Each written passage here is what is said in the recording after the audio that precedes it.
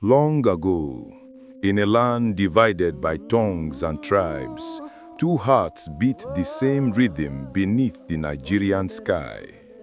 Between the Igbo village of Umueze and the Hausa town of Gidan Rafi, a river flowed, quiet and silver under the moon. To most, it was just a river, but to their fathers, it was a boundary. To cross it in search of love was to defy the spirits of both worlds. Yet love does not listen to boundaries. It listens only to the heart. It began on a night of rain. The river Lafiagi overflowed its banks, drowning paths, washing away bridges, swallowing everything in its path. Aisha, daughter of Malam Baku, a skilled leather worker from Gidan Rafi, was trapped across the river after trading her father's goods in Umueze. The storm howled like an angry spirit. Lightning cracked open the sky. She ran through the forest, shivering, calling for shelter, until a soft light flickered ahead. A hut built high among the palms. Inside was Eze, son of Okafor the palm tapper, a man known for climbing trees taller than fear. When he opened the door, rain poured between them, and destiny began its work. He offered her warmth, silence, and palm wine. She offered him gratitude and a smile that stayed even after the thunder faded. They did not speak much that night. Their words were broken, a mix of Hausa, Igbo, and English. But somehow, they understood each other perfectly. When morning came, she should have gone home, but her heart lingered. The river had calmed, yet something stronger than water kept her there. That day, love was born, quiet, uncertain, but alive. In the days that followed, Aisha returned often, bringing small gifts, dyed leather, spices, and laughter. Eze would meet her under the silk cotton tree, the oldest in the forest, where spirits were said to dwell. They carved symbols into its bark, her crescent moon, his rising sun. Two worlds joined in secret. As moons passed, their love grew bolder. They would speak of dreams, a life beyond the river, where their children would not need to choose a tribe. Sometimes, Eze would sing softly, and Aisha would close her eyes, imagining a world without walls. But in their villages, eyes began to notice. Someone had seen a girl in a hijab walking the forest path. Someone else had seen Eze returning late, his shirt scented with foreign perfume. The whispers began. The spirits of the river are stirring, the elders said. A curse walks between Umueze and Gidan Rafi. Still, the lovers met. Still, they hoped.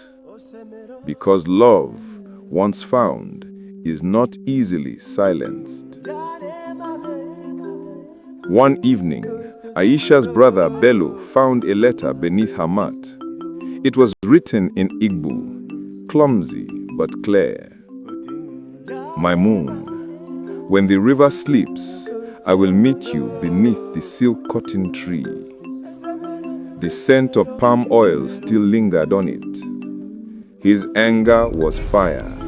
He stormed into their father's hut, shouting her name, waving the letter like a curse.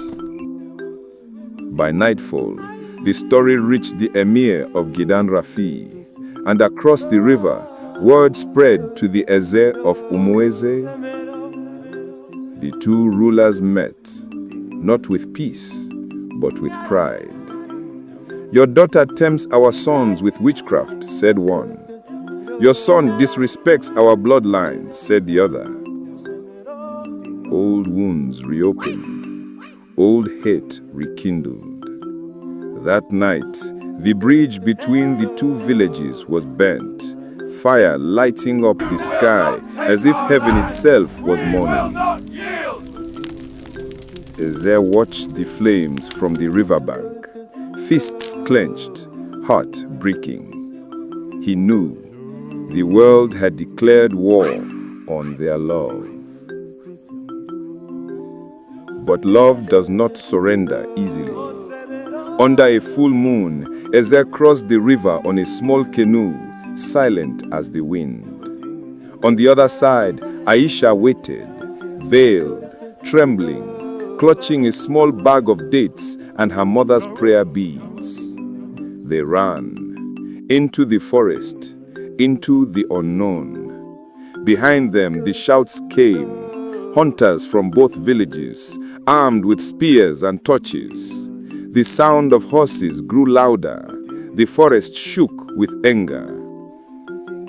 The spirits whispered through the silk cotton leaves. Run! They're here! Run, children of two worlds. Run while your heart still beats. Morning came. The hunters returned, but the bodies were never found. Only their footprints remained. Two sets, ending beneath the silk cotton tree. And where they stood, two new roots had sprouted, twisted together like fingers holding on forever. In time, both villages suffered drought, sickness, and unrest. The emir and the Eze, desperate and afraid, called for the elders and diviners. The spirits spoke through the wind. You broke what the Creator joined. Until love is honored, your river shall know no peace. So the elders rebuilt the bridge. They held a feast by the riverbanks, Igbo drums echoing Hausa flutes, kola nuts meeting dates. And from that day, the river flowed clear again. But none forgot the lovers who paid the price for unity.